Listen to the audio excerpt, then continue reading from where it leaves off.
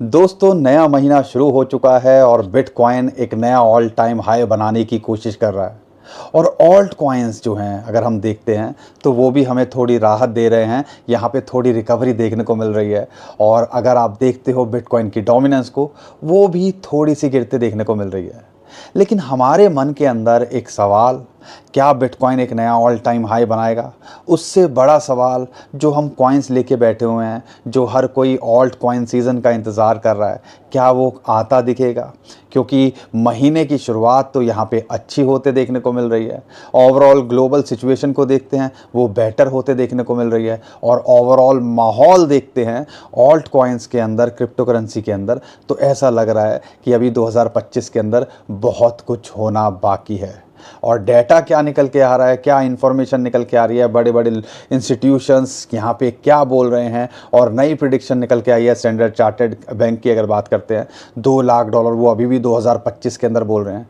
क्या ये पॉसिबल होगा? हमें क्या लगता है और ओवरऑल मार्केट के अंदर क्या चल रहा है, वो इस वीडियो के अंदर मैं आपको बताने की कोशिश करूँगा। और यहाँ पे 8-10 कॉइन भी हम कवर करेंगे। एक मोमेंटम सी आते देखने को मिल रही है। 2025 का पहला हाफ, यानी कि हमारा इंटरवल से पहले की पिक्चर देखते हैं तो उसके अंदर हमने बहुत एक्साइटमेंट, बहुत उतार चढ़ाव, कभी खुशी कभी गम देखा। लेकिन यहाँ पे क्या ये आधा साल बचा हुआ है 2025 का, वो कुछ करता देखने को मिल सकता है। बिटकॉइन को देखते हैं तो एक उम्मीद लगती है, लेकिन ऑल्ट कॉइन्स को देखते हैं तो ऐसा लगता है कि पता नहीं यार, ये सब तो भगवान भरोसे चल रहा है।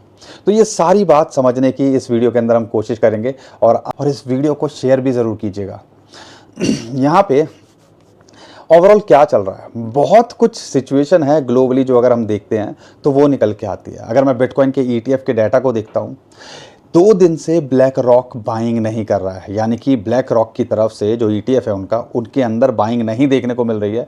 लेकिन फिर भी अगर देखते हैं, कल को छोड़ दें या 1 तारीख को छोड़ दें, जब यहाँ पे प्रेशर था, एलॉन मस्क और ट्रंप जो है ई लफड़ा चला रहे थे, एक दूसरे के साथ में सोशल मीडिया पे बोल रहे थे, उसके बाद सेटल डाउन होता देखने को मिला। और एलॉन मस्क ने जो उनका कॉन्फ्लिक्ट को लेके, जो ईरान, इजराइल, गाज़ा, इन सब की बात करते हैं, उसके लिए सॉल्यूशन की बात करते हैं, तो उसको अप्रिशिएट किया।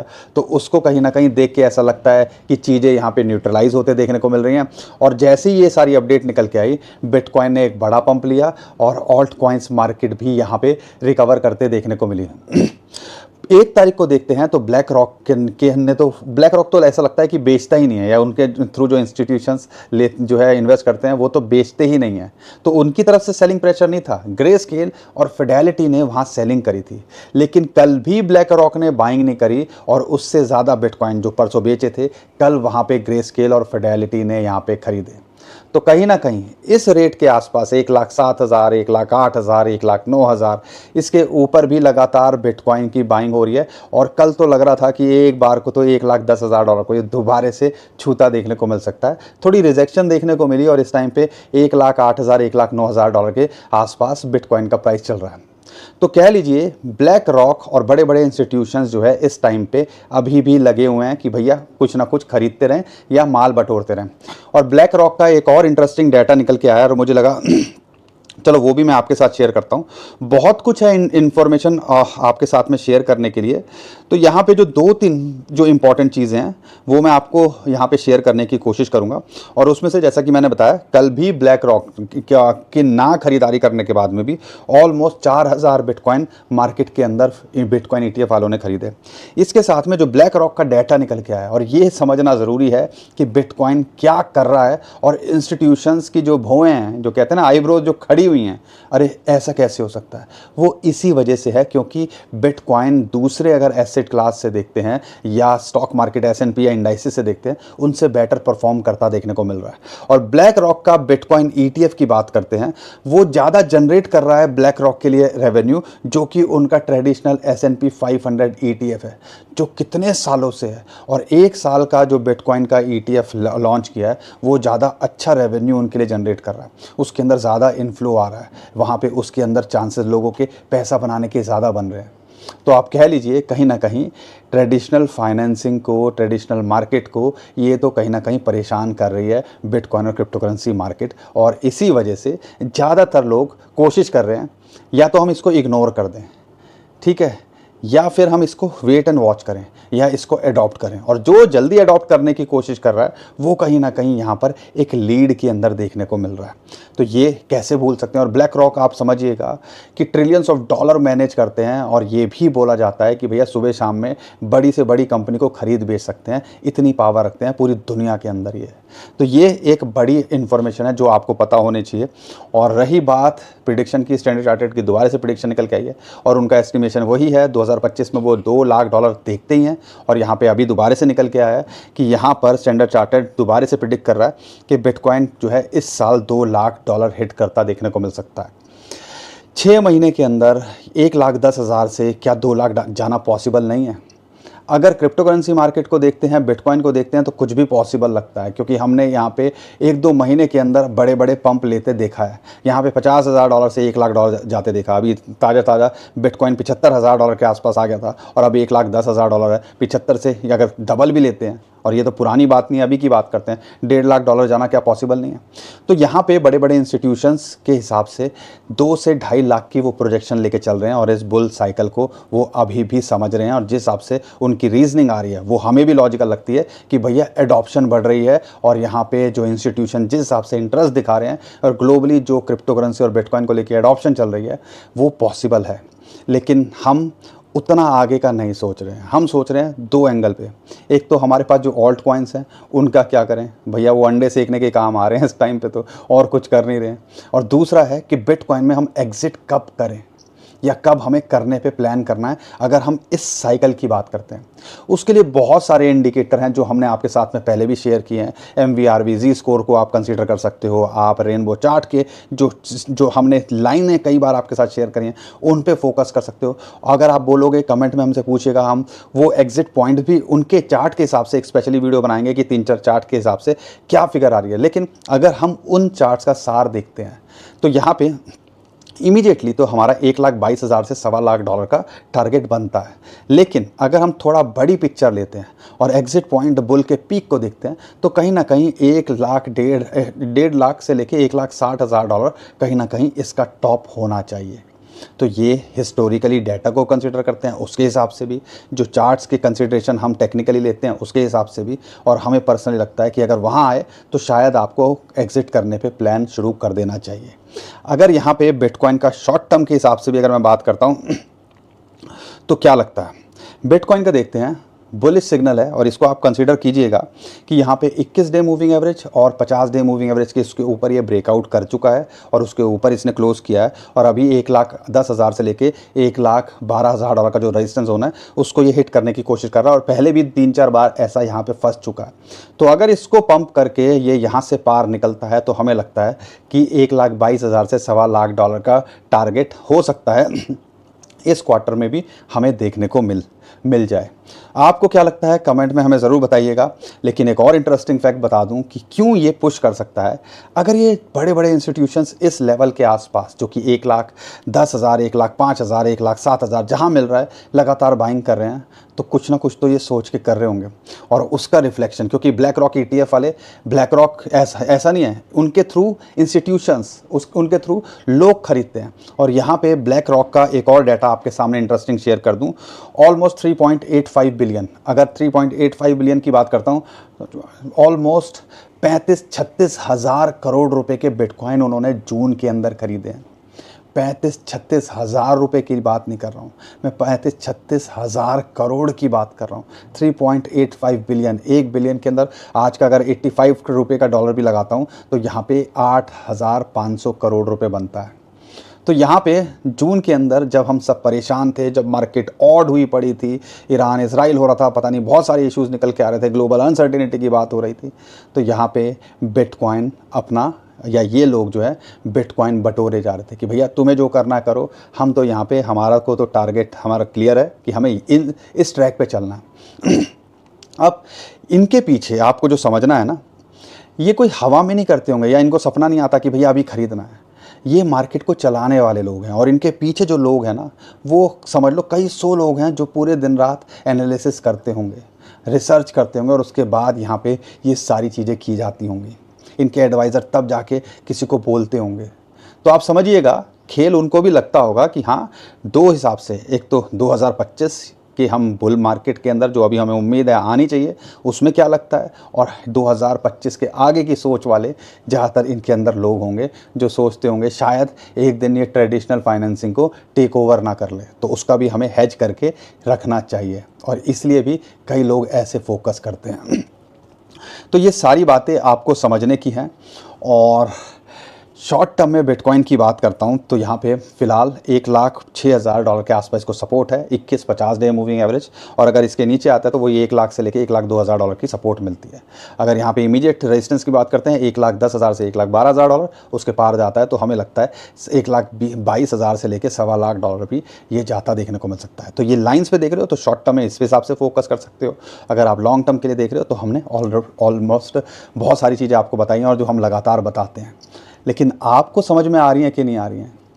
अब मार्केट बुरी थी तब भी आप बुरा बोल रहे थे, अब मार्केट के अंदर बिटकॉइन ऑल टाइम हाई के आसपास है तब तो कम से कम अप्रिशिएट कर दो। मार्केट के अंदर थोड़ी सी रिकवरी देखने को मिल रही है तो अपने भाई को सपोर्ट किया करो। हमेशा नेगेटिव रहने से कुछ नहीं होगा, अपॉर्चुनिटीज़ पे फोकस करो। लेकिन ये होगा कैसे, जब आप रिस्क मैनेजमेंट करना सीखोगे और पोर्टफोलियो को सही से डिज़ाइन करोगे। अगर मैं दोबारा से हर वीडियो में ये बात समझाने की कोशिश करता हूँ कि यहाँ पे पोर्टफोलियो मैनेज करना आना चाहिए, अपने पोर्टफोलियो का 5 से 10% ज़्यादा एक्सपोजर नहीं होना चाहिए, और उसमें से भी मेजर पोर्शन जो होना चाहिए वो बिटकॉइन और इथेरियम का होना चाहिए। परसों की वीडियो तो देखी नहीं होगी, कल या परसों की जो वीडियो थी, इथेरियम के लिए क्या बोला था, एक गोल्डन क्रॉस हुआ था ना, आपके साथ शेयर किया था ना, और आज देखो $2,400 से सीधा $2,600 के आसपास आया। तो ये 8-10% बड़े कॉइन के अंदर मोमेंटम आना और ये सिग्नल मिल रहा था, उस बारे में हमने बताया भी था। उसके लिए तो आप अप्रिशिएट करोगे नहीं, ठीक है ना। लेकिन अगर कुछ मार्केट नीचे आ जाएगी तो भैया सब कुछ यहाँ पर ठीकड़ा फोड़ दो, ठीक है। लेकिन मुझे पता है कई मेरे भाई बहन मुझे सच में प्यार करते हैं और उनका मैं दिल से थैंक यू करता हूं, जो दुख सुख हो या बुरे हालात हो कोशिश करते हैं वीडियो को लाइक करने की और यहाँ पर हमें अप्रिशिएट करने की, हमारे एफर्ट्स को देख के। उन सब के लिए दिल से धन्यवाद, मैं दिल से धन्यवाद देना चाहता हूँ। और मैं कोशिश करता हूँ कि हमेशा आपको यहाँ पर कुछ ना कुछ वैल्यू वाली इन्फॉर्मेशन दे सकूँ। तो यहाँ पे इथेरियम की आगे मैं बात करूंगा, उससे पहले बिटकॉइन की डोमिनेंस की बात करते हैं। अगर 21 जो डे मूविंग एवरेज की सपोर्ट है इसको लगभग 65% के आसपास, लेकिन 66% से 65%, 1% भी गिरना बहुत बड़ी बात है, क्योंकि बिटकॉइन ऑल टाइम हाई के पास में है और डोमिनेंस गिर रही है, कहीं ना कहीं एक राह दे रही है। इससे ये पता चलता है कि ऑल्ट कॉइन्स भी थोड़ा सा रिकवरी करते यहाँ देखने को मिल रहे हैं। लेकिन आप ये मत भूलिएगा, ज़्यादातर जो ऑल्ट कॉइन्स हैं वो इस टाइम पे अपने लो के आसपास हैं, और अगर आप थोड़ा सा रिस्क को मैनेज कर सको, 50% बिटकॉइन, 25% इथेरियम और बाकी 25% अगर फोकस कर सको ऑल्ट कॉइन्स पे, तो वो भी आपको वो नैया मझधार, वो कहते हैं ना नैया पार लगा सकते हैं, ऐसा कुछ होता देखने को मिल सकता है। क्योंकि बॉटम पे है, रिस्क ले सको तो यहाँ से उनके ख़त्म होने की गुंजाइश कम है, यहाँ से कुछ रिवॉर्ड मिलने की गुंजाइश ज़्यादा लगती है, ठीक है। तो यहाँ पर हम फोकस कर रहे हैं कि अगर यहाँ से नीचे गिरता है तो 62% के आसपास एक ड्रॉप अगर मिल जाए अगले 1-2 महीनों के अंदर, तो आप कह लीजिए कई कॉइन्स आपको मल्टीपल टाइम यहाँ पे करते देखने को मिल सकते हैं। तो ये हमें देखना है उस हिसाब से कि यहाँ पर कौन कौन से कॉइन्स हैं। कोशिश करनी है बड़े कॉइन्स पे फोकस करो ताकि उस हिसाब से सारी चीज़ें आप मैनेज कर सको। इथेरियम की बात करते हैं। मैं आप कुछ कॉइन्स लेता हूँ, 8-10 कॉइन है मेरे पास में आपके साथ शेयर करने के लिए, और हमने पहले भी शेयर किया, वहाँ से 10-15% ऑलरेडी ये अप हैं। लेकिन अगर मैं देखता हूँ इथेरियम को लेके 200 day moving average, 2 bullish signal हो चुके हैं। अब एक तो गोल्डन क्रॉस हुआ, और गोल्डन क्रॉस के बाद हमने पहले हिस्ट्री की जो है कल परसों वाली वीडियो देख लीजिएगा, हिस्ट्री में क्या क्या हुआ है। जब भी ऐसा गोल्डन क्रॉस आया तो जो है इथेरियम ने एक इमीडिएट पंप लिया है, या आप कह लीजिए लॉन्ग टर्म में अच्छा किया है। तो यहाँ पे जैसी उम्मीद थी गोल्डन क्रॉस हुआ और उसके बाद ये पंप लिया और $2,400 से सीधा ये यहाँ पर $2,600 हिट कर गया। अब इंपॉर्टेंट चीज़ क्या है, जो एक रेजिस्टेंस बार बार मिल रहा था वो था 200 डे मूविंग एवरेज का, जो कि पहले $2,600-2,700 पे आ रहा था और अब लगभग $2,550 के आसपास आता है। तो यहाँ पे 50 day moving average, 200 day moving average जो इंपॉर्टेंट रेजिस्टेंस होता है उसको ब्रेकआउट करके उसके ऊपर है, और अगर यहाँ पे ये मेंटेन करता है और ये सपोर्ट का काम करना चाहिए, अगर 1-2 कैंडल यहाँ क्लोज कर जाता है तो आप कह लीजिए ये 2750 से लेके $2,875 का जो जोन है जहाँ पे पे 21 वीक मूविंग एवरेज और फिबोनाची की रेशियो है 0.5, उसको ये एक रेजिस्टेंस फेस करता देखने को मिल सकता है और उसके पार जाता है तो 3350 डॉलर। और इथेरियम का चलना बहुत ज़रूरी है। आप देखोगे जब भी इथेरियम के अंदर मोमेंटम आती है, ऑल्ट कॉइन्स मार्केट थोड़ा सा उसमें जान आनी शुरू हो जाती है, जो अभी हमें देखने को मिल रहा है। तो दुआ करिए कि ये जो है 2 बुलिश सिग्नल, पहले गोल्डन क्रॉस था वो हमारा जो है कहीं ना कहीं सही होता देखने को मिल रहा है। और दूसरी अगर बात करता हूँ 250 day moving average, 21 day moving average, इसके ऊपर ये क्लोज करने में कामयाब हुआ डे कैंडल के अंदर। अगर यहाँ पे इमीडिएट सपोर्ट देखते हो तो इस टाइम पे $2500 के आसपास है और जब तक यहाँ है नथिंग टू वरी। तो ये आपको देखना है। साथ के साथ फाइनली सोलाना के अंदर भी एक मोमेंटम आते देखने को मिली, उसका ETF भी यहाँ पे हमें जो है पहला दिन उसका हो चुका है, ऑलमोस्ट 30-40 मिलियन डॉलर की वहाँ पे उसके अंदर ट्रेडिंग देखने को मिली। तो सोलाना के अंदर भी इनफ्लो आता देखने को मिल सकता है और हमें लगता है अगर एक मोमेंटम आई तो यहाँ पे इमीडिएट इसको $160 और फिर 100 या आप कह लीजिए 160 से $170 का एक रेजिस्टेंस जोन है जहाँ पे 50 और 200 डे मूविंग एवरेज आती है। अगर उसको पार करता है तो ये भी पोटेंशियल लगता है 200 से लेकर $205-208 जाने का और उसके बाद अपने ऑल टाइम हाई को छूने का ये भी पोटेंशियल लगता है अगर यहाँ पर बिटकॉइन और इथेरियम अच्छा करते हैं। अगर मैं XRP की बात करता हूँ, 50 डे मूविंग एवरेज को यहाँ ब्रेकआउट करता देखने को मिल रहा है। अब तो 2.2 के आसपास इसको एक सपोर्ट है, अगर उसके पार जाता है तो ये भी $2.35 के आसपास एक रेजिस्टेंस है, अगर उसको पार कर देता है तो ये भी पोटेंशियल लगता है ऑल टाइम हाई को छूने का।